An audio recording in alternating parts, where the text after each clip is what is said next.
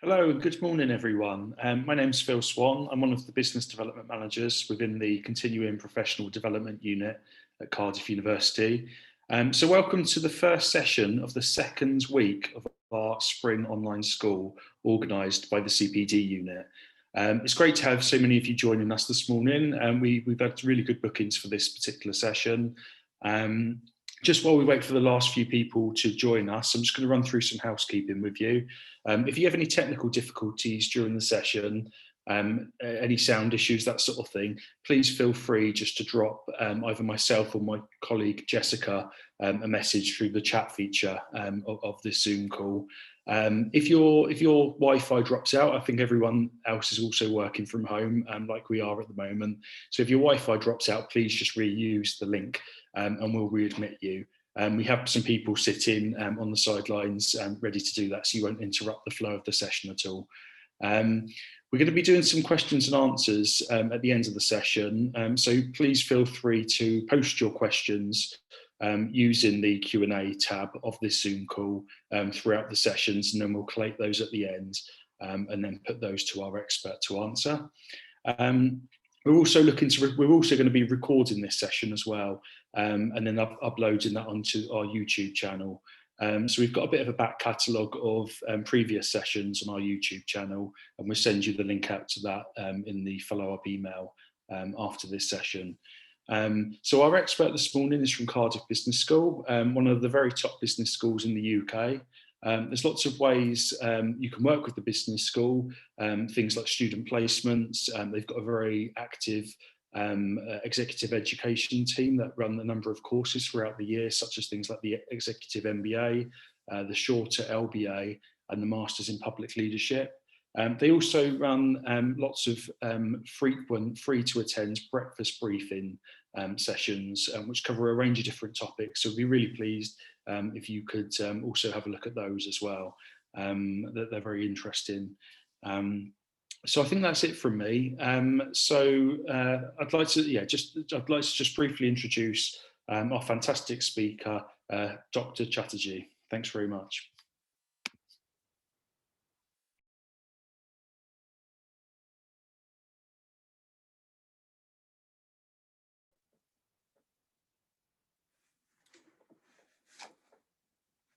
Hello, am I audible?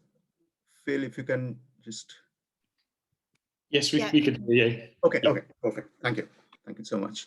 Okay, let me share the screen.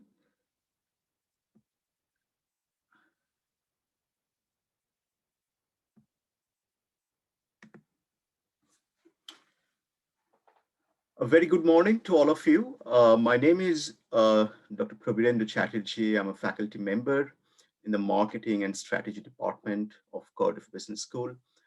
And today I'd like to say a few things about a module that I teach here at Cardiff Business School, that's marketing analytics.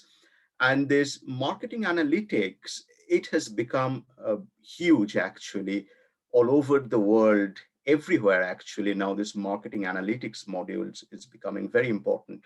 But there is a lot of hype also, and so let me start by telling you what's the difference between analytics and analysis. But even before that, let me just tell you that as a marketing professional, as a marketing academician, uh, it's evident that you have to deal with data, to some extent, because just think about the staggering statistic that we have.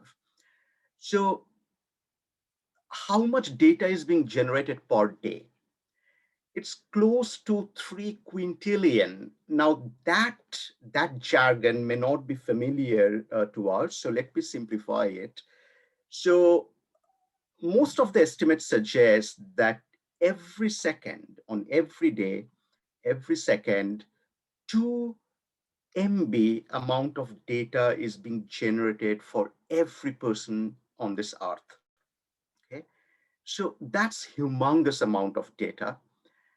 But and that's good, of course, that's good news, because we can do a lot of analysis and all that, but it's also mind-numbingly staggering, right? Now, what's the difference between analytics and analysis? Now with analysis, you analyze the past data, you see what has happened, but with analytics, there is an engineering aspect. Okay, so not only we analyze past data, but we also engineer something for the future generation, for future managers, even for future consumers. So again, very simply speaking, analytics is analysis with some sort of engineering aspects. And today, throughout my lecture, I will try to show you that what sort of engineering aspects we can build into in the standard analysis model. However, this is not a statistical module. This is not a mathematical module, because at the end of the day, it doesn't matter how sophisticated data science techniques we are using, we are marketers. And that means we need to weave a story.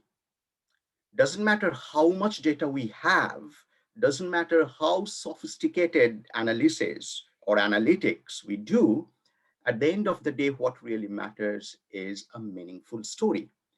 And today's lecture is all about that, how to tell meaningful stories with marketing data. So I'll briefly give you an idea about marketing analytics and what were the different approaches before the marketing analytics came in. And then later on, I'll give you 2 specific examples. I'll show you how the marketing academicians, marketing practitioners, they deal with real life data and do some analytic stuff. Now, first of all, if you're already, if you're doing marketing, if you're a marketing manager, it's kind of repetition. But for the wider audience, let me tell you, what do marketing managers do? So typically at the end of the day, their job is to deal with what we call marketing, to develop marketing mix strategies. And marketing mix means they will be dealing with either product strategy or pricing strategy or promotion strategy or place distribution channel strategy. Okay? And of course, these are just like umbrella terms. When we say product, that of course means physical product development, but it also means labeling, packaging, branding, so many important aspects. We say promotion, and many people believe we're just talking about advertisement, but that's not it. Promotion also includes like direct marketing, public relations, right? These days we're using social media a lot. So social media strategy also is a part of promotion strategy. So marketing managers, they're responsible for developing this marketing mix strategies, but in order to develop those marketing mix strategies, they need to do a lot of research. So for example, they need to start with what we call in marketing 5 Cs. They need to gather a lot of information on their company, their consumers, their competitors, their collaborators, and climate. And by climate, I mean, let's say the state of technology, the state of economy, right? Because maybe you have a fantastic idea and you have done a bit of market research and you see that your potential consumers are interested with that idea. But what if the economy is in pretty bad shape?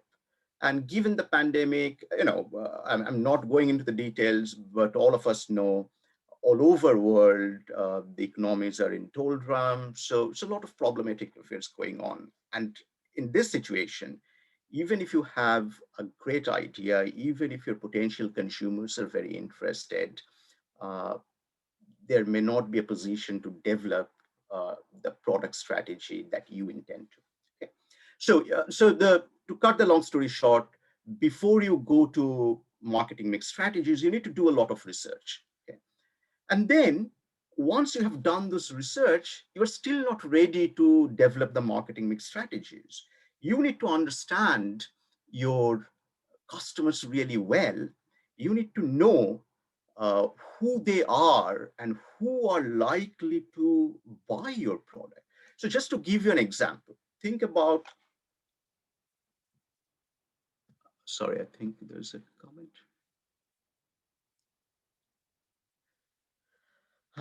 Yeah, I'll just quickly mention the 5 Cs. These are, so there's a question, what are the 5 Cs, if I can repeat again. So these are company, your own company, and it matters a lot because who is your CEO in the company, for example, right?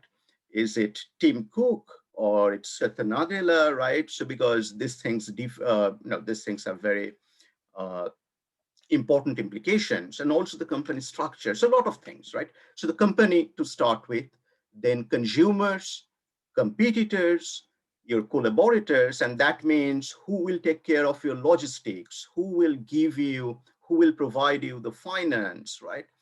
And then lastly, climate. So company, customers, competitors, collaborators, and climate. Okay, now, uh, yeah. So going back to what I was discussing earlier, so once you have done that research, you're still not there to develop the marketing mix strategies, because you need to understand who are your real customers. Just to give you a quick example, think about a very simple product like water. Okay, so you are a marketer of bottled water, and so technically speaking, who are your customers? Well, everyone needs water. So in a sense, 7.4 billion people perhaps can be considered as your customers, but that's not necessarily true, because many people, they're just fine having whatever water they're getting from natural sources. So just to share an anecdote, I did my graduate studies, PhD studies at University of Washington, which is located in the city of Seattle. And in Seattle, if you go to any university, any college, uh, they actively campaign for having water from natural sources and not buy mineral water. So anyway, so that's a possibility. Or there are some other people who want to have your bottled water, but even for such simple product, they may not have affordability. Okay. So you need to understand whom you should target, all right? And that's where you need to develop what we call segmentation, targeting, positioning strategy. Okay. Now, right. So why you do segmentation, targeting, positioning? Is it like a kind of unnecessary practice? Not really. Because at the end of the day, you need to think about ROI, return on investment. And let's think about what sort of investment you are doing.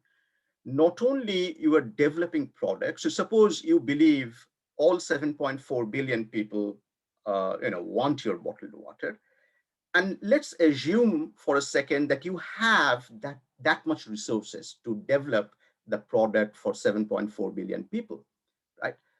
But there is not just the cost of physical product development. There would be cost for promotion. There would be cost for building awareness, right? And then once you factor in all those costs, it would be humongous, and your rate of investment will be negatives, perhaps, right? So you need to think very carefully. And then earlier, when you need to think about this, who are my real customers? How will figure that out? There used to be what we call seat of the pants marketing decision. So everything boils down to managerial perception. Okay, so manager knows the best. It's like the animal spirit. It's coming from their long years of experience, work experience, and they just decide on their own. And then sometime, when the new millennium started, this data mining thing came in, and the idea was that, okay, we will analyze every possible data. We'll go to the minute details. We will go to the micro level, and for that we need all type of data. Okay, and certainly, as you can imagine, with that type of approach, there has been too much of data overload, too much of information overload, and people became kind of frustrated. Often they just don't know what to do with so much data. Often they even didn't know what sort of analysis they need to do to get the right insight. And then, data, having a lot of data doesn't necessarily mean that we'll have great insights for action. Okay? And that's where this marketing analytics came in. And marketing analytics, as I mentioned earlier, there's a bit of marketing engineering. So they said, look, we don't need to have this quintillion bytes of data. We need to have some data. Okay, we need to do some analysis, but we need to also develop a model. Why we need to do that? Because that model will give us a lot of marketing intelligence, but more importantly, that model will give us a story. And these days, when you see that, all the companies, they're hiring data scientists, right? So this data analyst thing is kind of, it's a word of the past. Now we are talking about data scientists, but essentially data science is in the limelight because the data scientist is supposed to give you the story. Okay, so not just raw analysis, they need to weave a story. And so that's what we'll try to do now. Uh, Let me see if I can show you. Right, okay. So here's the first example that I want to give it to you. So here's a company which is working in India, actually. And this company, it's a real life company, it's called Flip. And what they have figured out that in India, there are so many business schools. However, and the MBA students in all those business schools, they're learning about the mother streams, right? So they are being offered courses, modules on finance, marketing, information systems, and so on. But when it comes to specialized courses, like let's say investment banking, family business, pharmaceutical business, there aren't many opportunities. Almost no business school is offering courses. By the way, this data is slightly old, so this is from 2000. Things have slightly changed over the years. Some of the top business schools in India have started offering more specialized courses. But again, this is a big problem. And again, not just from India, for all over world, because of resource constraints and other problems, very few business schools can offer specialized courses. And this company, their name is Flip, they have seen an opportunity. They think that they can offer certificate courses to Indian MBA students, and it would be hugely popular, and they can make some revenue. And of course, they can create certain values for these Indian MBA students. Fair enough. But the first challenge they have is which Indian MBA students will be interested with their product. They don't know that yet, right? So they only understand the market, but they need to gather more insights. So what they have done, they have surveyed many Indian students, many Indian MBA students, and I'm showing you that survey results. I'm not showing you the whole data set, but again, I'm just showing you a sub part of it. So what sort of questions they asked that, okay, in what business school you are studying in what type of business school you're studying in. And they have categorized those business schools like creme de la creme, which is the top notch, the best business school. Then we have premier business schools, which may not be top notch, but which have some repute. And then somewhat crudely, they are calling unknown business schools. Basically, that means business schools which do not have good reputation. I mean, had I been serving this, I would have categorized it differently. But anyway, so basically, they have done survey and they have gathered a lot of information. They have gathered whether these MBA students have work experience, relevant work experience, what's their field of major specialization, minor specialization, what was their undergraduate degree, what background do they have, technical or economics, commerce, humanities, social science, so on. We know about their performance, in exams, whether they belong to top 95 percentile, 25 percentile, so on. And then they were asked many questions and they were asked to rate on a scale of 1 to 5, strongly disagree to strongly agree. So for example, there's one question: do you believe that having a certificate course on your resume would look good? And then, there are 5 options. So you can say the students have chosen some. Another question was, do you believe that campus placement prospect is very important for you? Okay? So that means whether the university is helping you with placement, whether that is important, and so on. Now, so this is the raw data, and I'll come to the encoded data part, but what's the objective here? So they have done this survey. What's the objective? The objective is to understand how we can divide this market, okay, and whom we can target. Now, why we need to divide the market? Because remember, I told you a few minutes back that not everyone needs your product. So you need to find out people who share some commonalities who will be interested with your product. Now, at the very basic level, you can divide the market into groups like gender, female, male, or age, old versus young.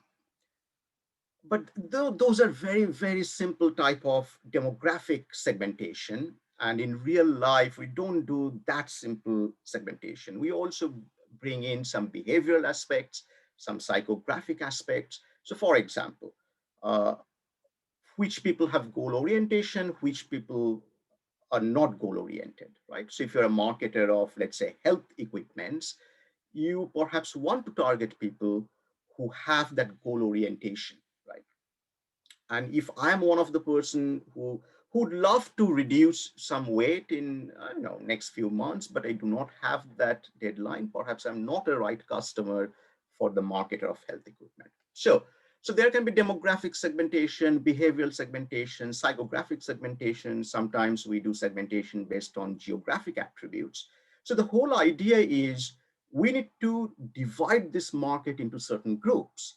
And within each group, whoever belong to those groups, they must share within group commonalities, right?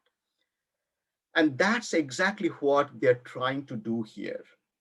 They're trying to divide this market into certain groups.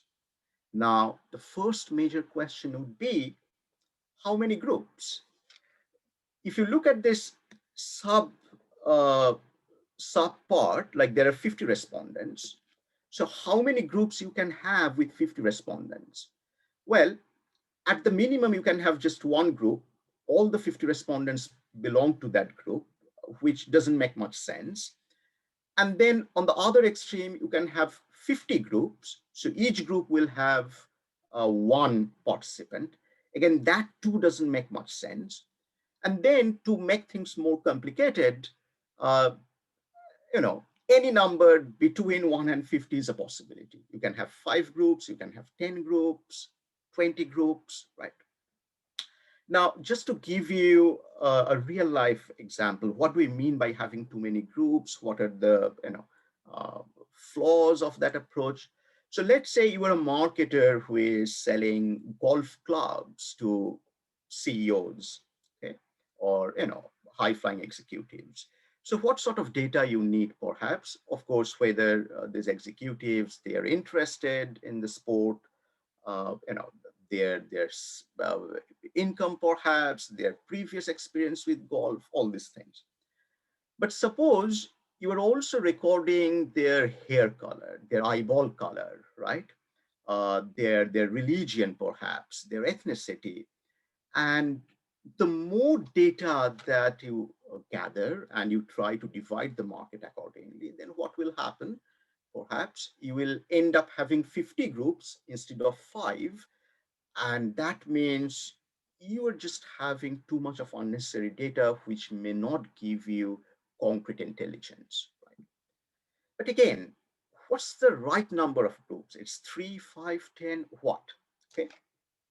Now that's where statistics or mathematics gives us helping hand. So there is a concept in statistics called dendrogram, and you can do that dendrogram analysis using any standard statistical software, which will tell you that what would be what would be the optimal number of clusters, what would be the optimal number of groups here. And how does dendrogram give you that information? So given the data, the dendrogram will start with, let's say, 9 clusters, and then it will try to figure out, okay, if I reduce one cluster, I go from 9 to 8, how much information I will lose, okay? If I go from 8 to 7 cluster, how much information I would lose. I'm not going into the technical details, but just to quickly tell you that here, we started with a 9 cluster solution, and then we are going from 9 to 8, 8 to 7, 7 to 6, and so on. And we see that the maximum information loss happens when we go from a 3 cluster solution to 2 cluster solution. So this is where, if you look at the cursor, you can see that's where the maximum loss of information is happening. So the statistical tool is telling us that, okay, the optimal number of clusters oh, sorry, this is happening when we are going from 2 cluster to 1 cluster solution, okay? So this optimal tool is telling us, okay, the optimal number of clusters here is 2, okay? There should be 2 clusters.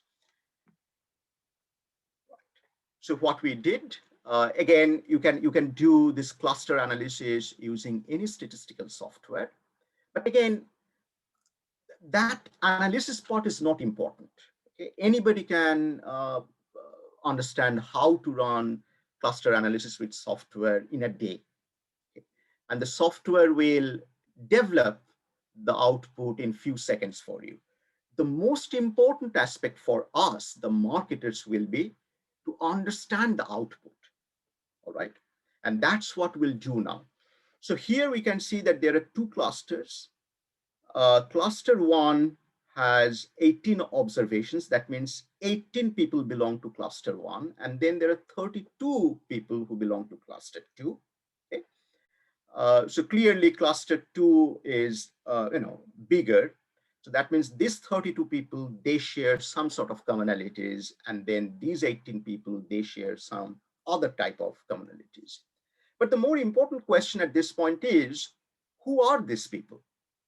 Okay. I mean, we cannot just call them cluster 1, cluster 2, because that's not giving us any information at all. And then, of course, it's not very respectful towards your customers because they're human beings. They're not just the numbers. So we need to name the clusters.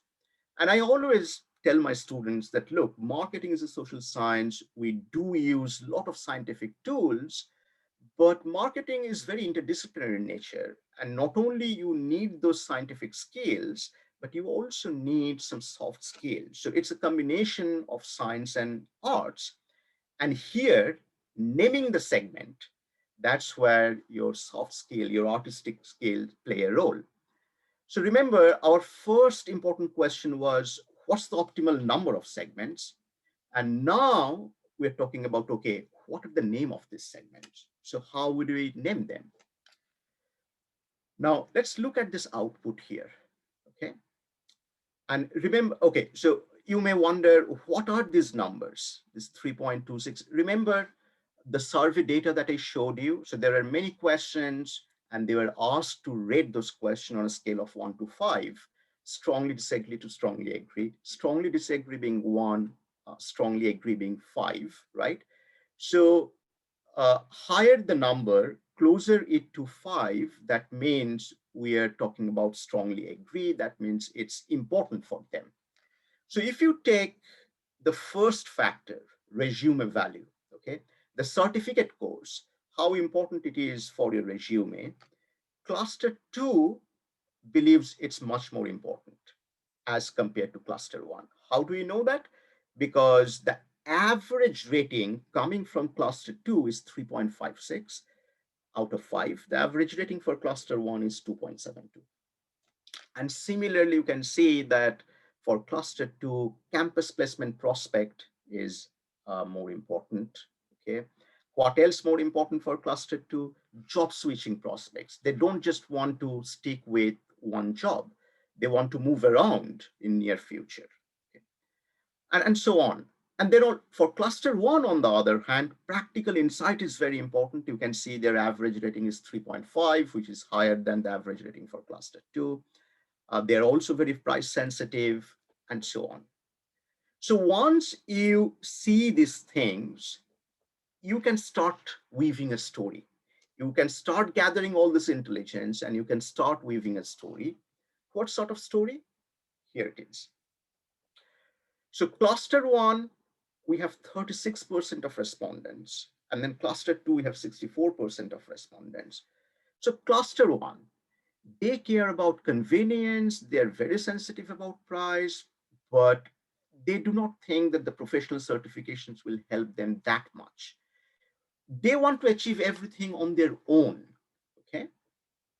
But on the other hand, cluster 2, they care about the certificate courses. They believe that any help from the university or the business school in terms of getting placement is very important. They're relatively less price sensitive. They're relatively less concerned about convenience and so on. So given this intelligence, what can you call them?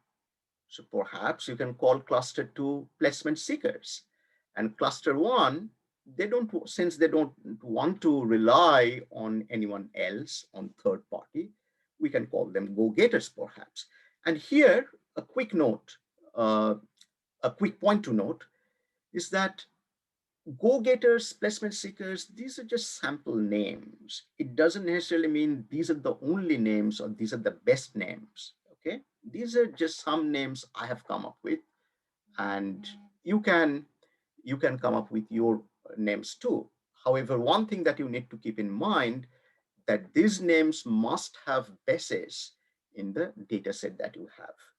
You, for example, you cannot call cluster 1 poor students, okay, because we don't have any such demographic data. Right? And another point to note here, the type of segmentation we have done here, it's called behavioral segmentation, right? We are not really segmenting the market on basis of demographic information. No, we are segmenting the market. We are dividing the market on basis of behavioral information.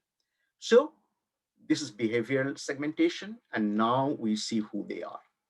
But then our job responsibility doesn't end there. As marketer, we now need to describe them. Okay, So we understand what go-getters want. We understand what placement seekers want. But who are they? Go-getters, who are they? Are they the students who are studying in the best business schools? Are they students who have engineering background, right? So that's where we need to do some further analysis. This is the technical name for this analysis is called discriminant analysis. And now we are not segmenting the market. We have already segmented the market, but given all the demographic information that we have, on the basis of that demographic information, now we can describe the market. And again, the approach is kind of similar. We look at all these variables and we see the average ratings for these two clusters. Right? And then we can narrate the story further. We will continue weaving the story. And here are some examples. Okay. So who are the go-getters? Perhaps expected that they're the best performing students from the top tier business schools. That's why they're so confident. Okay, they already have substantial work experience. They have an undergraduate degree related to more technical fields like finance. Most of them have continued to specialize in finance, and that's why they are confident that they can get the jobs on their own without having the certificate course much, right? On the other hand, the placement seekers, they don't have much work experience. They tend to have an undergraduate degree in engineering. They are intelligent, but if you look at the percentile scores, they're not on the top of the class and so on. So now the question is, what can we infer about the product strategy, pricing strategy, promotion strategy, right? And again, of course, just to be clear, that we are only looking at some partial data. In order to develop the proper marketing mix strategies, you need a lot more data. Not a humongous amount of data, but you need more data to develop concrete marketing mix strategies. But even this data set, that gives you some ideas, okay? So what are those ideas? So first of all, we have segmented the market. And if you are that company, Flip, who wants to develop the certificate course for Indian MBA students, which cluster would you target? Perhaps you would target cluster 2, because not only it's a bigger cluster, but also we have seen cluster 2, they're the placement seekers. They believe certificate courses are important. And they also believe that they also don't care much about the price. You can see here that for cluster 2, they're not price sensitive at all. Now, so if you're the marketer, you want to target cluster 2, can you get some marketing intelligence out of this output? Perhaps yes. So you can start by offering the certificate course to placement seekers, cluster 2. And since developing physical infrastructure costs a lot, perhaps you can start with e-modules. And you can see that cluster 2 placement seekers, they are actually quite comfortable with e-learning. Okay. So that's some idea about your potential product development. How about promotion? Now, if you go to the demographic, the discriminant variable output, you see that the cluster 2, they participate a lot in college festivals or certain contests, right? So that is telling you that you can perhaps, you as a marketer, you can go to those festivals, contests, and you can distribute your leaflets, you build awareness, right? So that's the potential promotion strategy. For any reason, if you want to target cluster 1 in the long run, then you cannot target them by going to fest. Instead, you need to go to a finance workshop perhaps, okay? And that's where you will meet most of cluster 1, right? So these are some of the ideas regarding product, regarding promotion, regarding pricing, right? And that's where the beauty of marketing analytics lies. Okay, so that's one example. Let me move on to a second example. Okay. So once you have segmented a market, once you have targeted one of the segments, and remember, targeting depends on your overall business objective and marketing objective. Okay.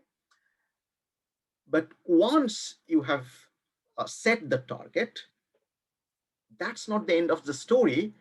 In a way, that's the beginning of the story, because now there's a bad news waiting for you. What's the bad news? That perhaps some of your competitors have already targeted the same segment that you were going for.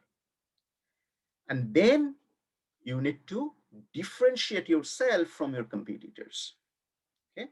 So you need to start thinking about how to differentiate your product and how to position your product so that that targeted segment would come to you and not go to your competitors. Okay, so that's the positioning part.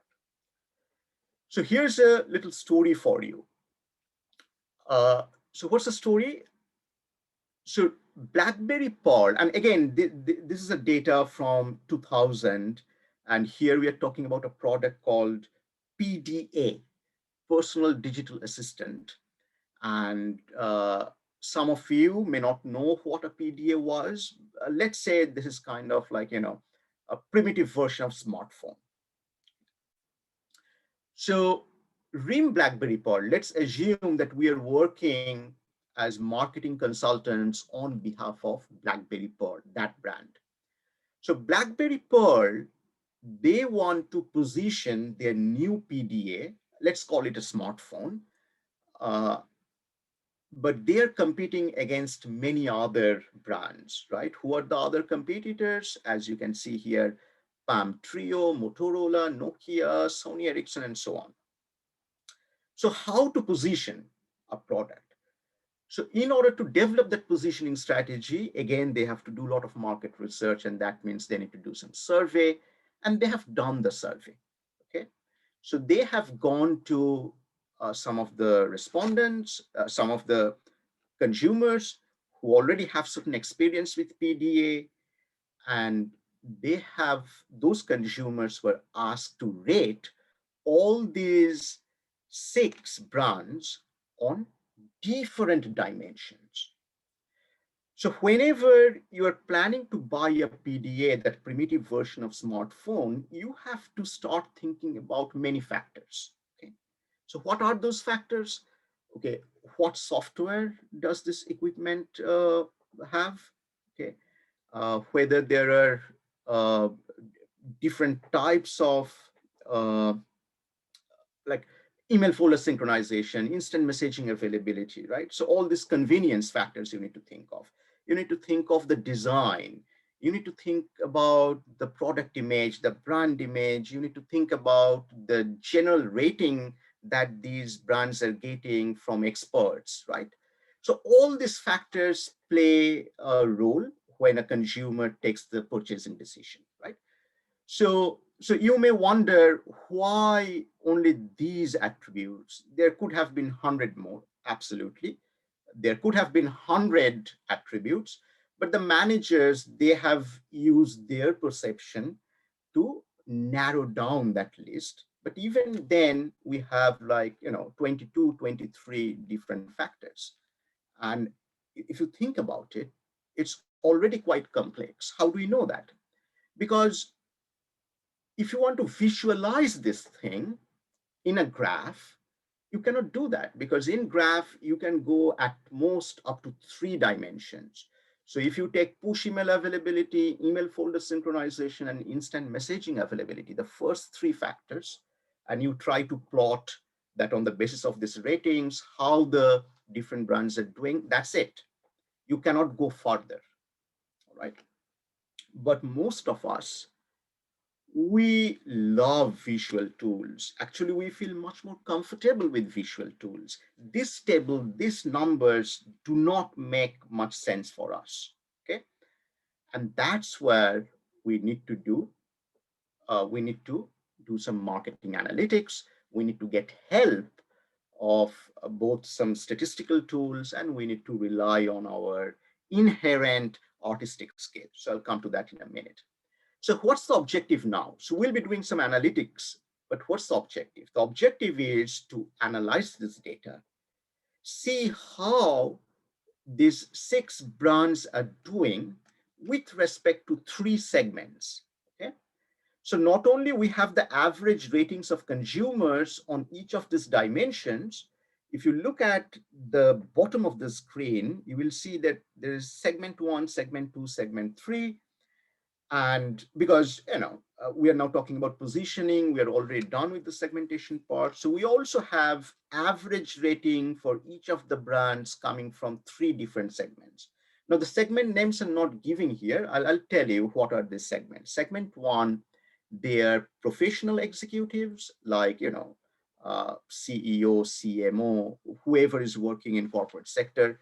Segment 2, that's non-executive professionals like lawyers, professors, doctors, and so on.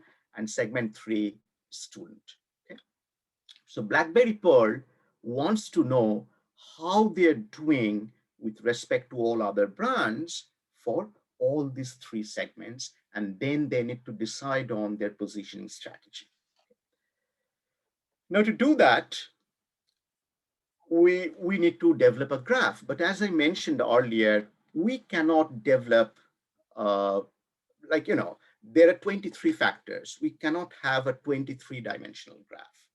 So that's where we need to do what is known in statistics as factor analysis. So the whole idea here is all these 23 dimensions, we will try to reduce it to 2 or 3.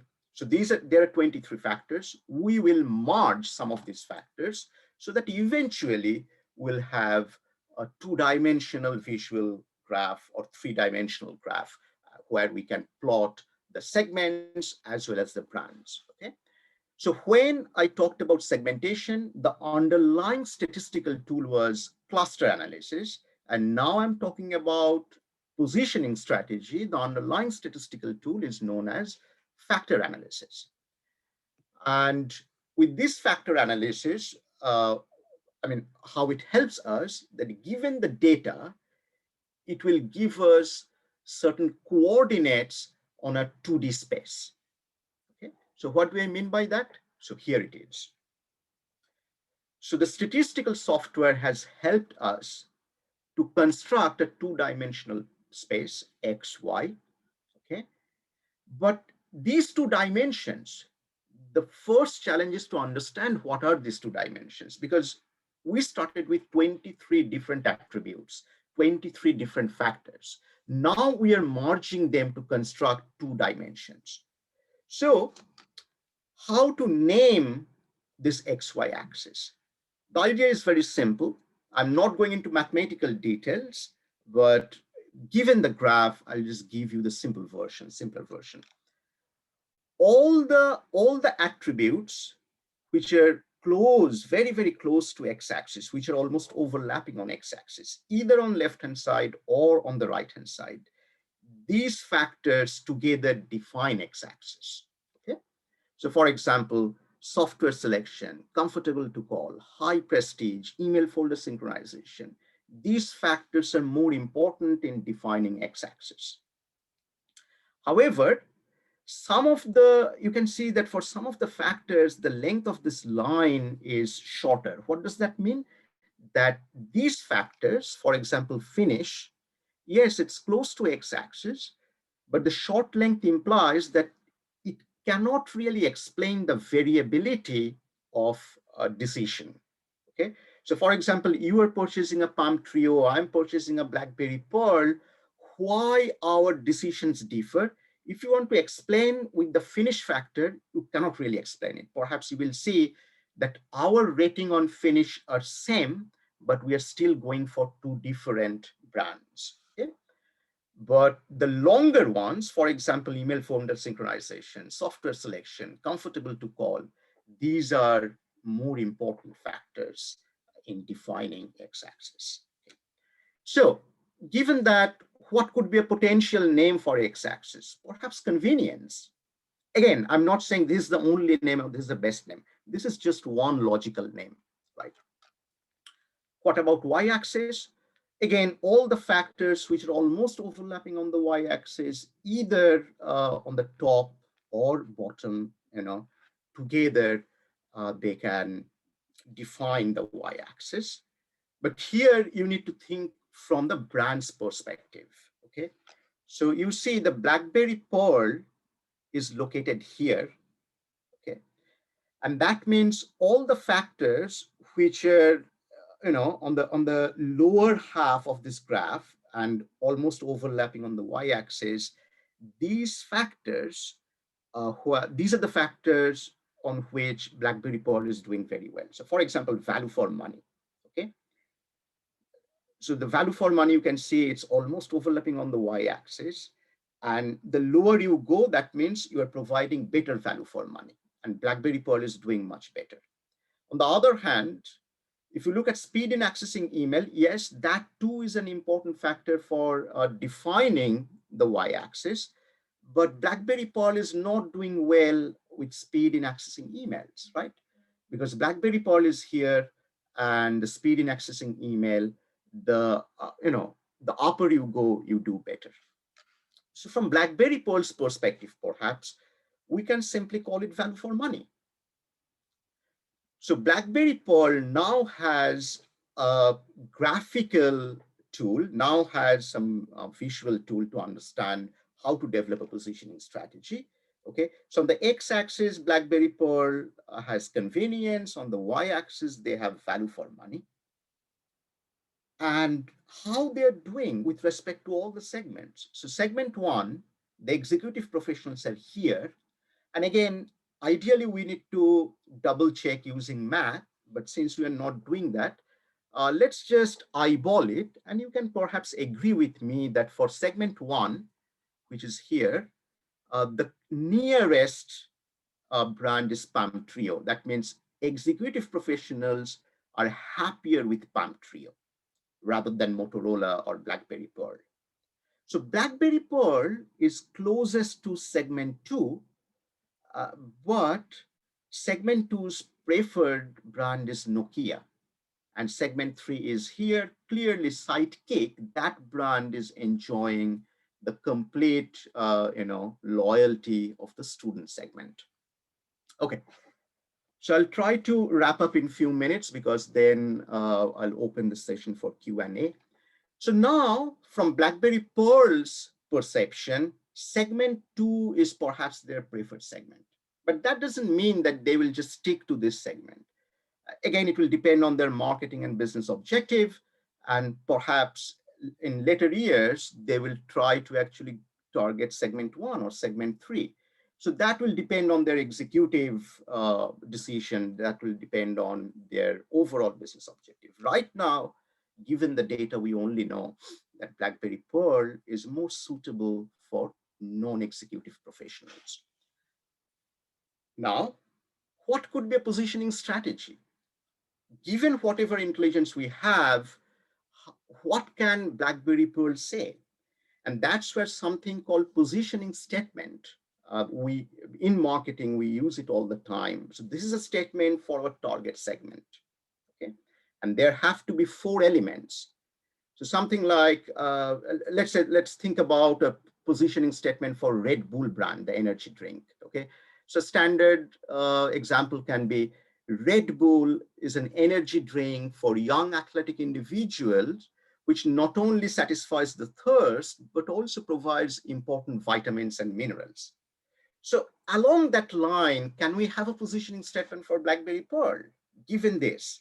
And yes, we can have. So we can say Blackberry Pearl is a PDA, personal digital assistant, for non-executive professionals, which not only provides the best value for money, but also provides excellent instant messaging availability and gets fantastic appreciation from all the experts, because you can see that here, average user rating CNET on that dimension, also Blackberry Pearl is doing well. Right? And that's how we have developed a story. We have weaved the story using raw data. And again, that's how we use marketing analytics to not only analyze what has happened in past, but also to develop a model for the future. Because this analytics will help BlackBerry Pearl to understand what they need to do in future. Do they need to take a step back and start targeting other segments, right? If they keep continuing targeting segment two, non-executive professionals, uh, what else they need to improve on? Because remember, Nokia is the best segment for segment two, the preferred segment.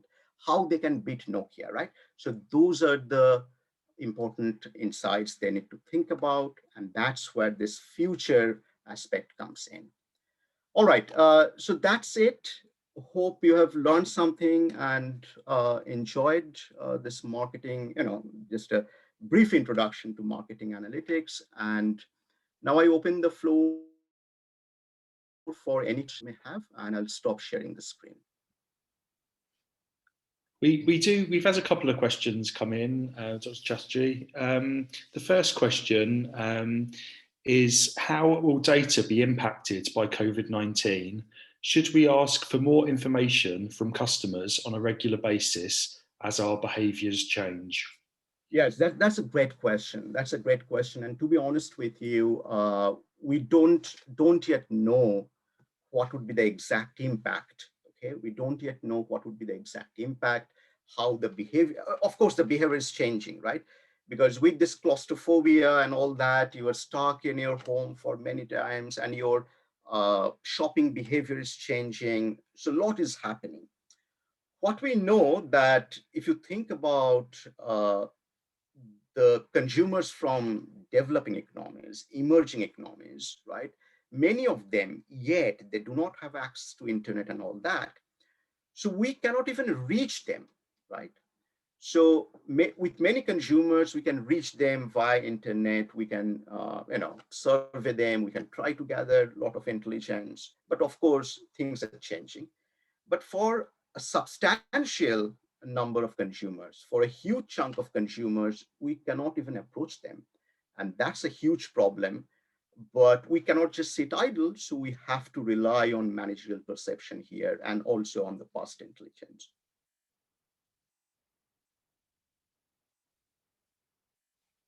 I'm on mute, sorry. Thanks very much for that. And then the last question was around artificial intelligence. So how do you envisage AI being used for this kind of activity in the future? Yeah, that's another great question. And AI, the way it's changing actually. So, in economics, there's this term, it's called, supply generated demand. And AI is kind of doing that. So what do I mean by that? So every time you log on to your Facebook account, right, or you are visiting any random website, and suddenly you see some ads, okay, which are related to, your past usage behavior. Suppose you're planning to go to Spain for your next next Easter holiday. You search something, but maybe that was a couple of months back, and suddenly you log on to Facebook today, you see that ad. Okay? So just remember that because of this AI, this revolution in AI and machine learning now, every time you are online, every time you're visiting something, there is a digital profile of yours which is being auctioned off. Okay. And all the marketers who are interested with that digital profile, they don't know who you are. For example, they don't know Phil is Phil, but they know everything about Phil's, behavioral aspects. And Phil's digital profile is being auctioned off. And every time Phil is visiting a page or going to Facebook, he gets to see an ad, and that ad is coming from the top bidder. And in this way, so perhaps Phil was just, it was just a splitting interest, and uh, he wasn't that determined to pursue a particular product or service. But because of this supply generated demand, because of this constant bombardment of ads and reminders, now Phil's behavior might change. And this is just one of the many important aspects of how AI and machine learning changing our daily lives. But this is one really important aspect. Yeah. That's great. Thank you. Thank you so much for that. So I think that concludes the end of the session, which takes us absolutely bang on time. It's just turned 11:30. So it's just left for me to say a massive thank you to Dr. Prabirendra Chatterjee for his interest and insights in this area. Thank you to all the attendees as well. As I mentioned at the beginning, there are lots of ways you can engage with Cardiff Business School. So in the follow-up link, in the follow-up email, we'll send some links to how some of these ways you can engage. Also, we've been told that we can offer a discount on some of the executive education training courses as well. So do keep an eye out for that email. And then finally, at the end of the week, we'll also be sending out a feedback questionnaire about the spring school. So we'd really appreciate it. May I come in just for 1 second, because I see another question from Rees, and Rees asked which software platforms would you recommend? So for the statistical analysis, there are a lot of standard software like SPSS, SAS, and all that. But increasingly, we are trying to achieve something, because all this software are paid software. And increasingly, because of that, open software movement, we are trying to develop software which are free. So you graduate from an university, or let's say you start working as a freelancer, so that you can still do all this analysis. So in that regard, one software that comes to my mind, it's called Orange, okay? The fruit actually. So it was developed in Slovenia, and you can download it and use it. And with Orange, you can do all sort of standard statistical analysis and something more like sentiment analysis, text mining, and so on. That's great. Thanks very much. You had some really good questions. Thank you. So I think that's the final wrap up of the session now. So yeah, thanks once again to our speaker, and thanks once again to our attendees. Thank you, everyone. Bye. Thank you.